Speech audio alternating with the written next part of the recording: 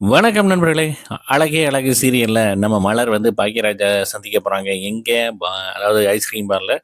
அங்க ஐஸ்கிரீம் சாப்பிட்டுட்டே வந்து நம்ம பாக்கியராஜ் சொல்றாப்புல, இந்த மாரி எனக்கு வந்து இன்கிரிமெண்ட் கிடைச்சிருக்கு, போனஸ் கிடைச்சிருக்கு. இந்தா போஸ்டிங் மாறி இருக்கு அப்படின்னு சொன்னா 2 பேருக்குமே வந்து ஹாப்பி. இந்தா அப்படின்னு சொல்லிட்டு ரூ. 40,000 வந்து எனக்கு அமௌண்ட் வந்திருக்கு அப்படின்னு வந்து சொல்றாப்புல.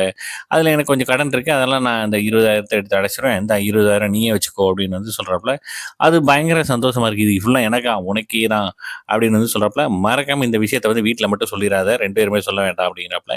இங்கிட்டு நம்ம மலர் வந்து பார்த்தீங்கன்னா, மதி வந்து பார்த்தீங்கன்னா காலேஜ் போறாங்க. காலேஜ்ல எல்லாரும் வந்து வாழ்த்துக்கள் சொல்ல, ஒரு ஹேப்பியே இல்லாம வந்து கை குடுத்துட்டு போறாங்க.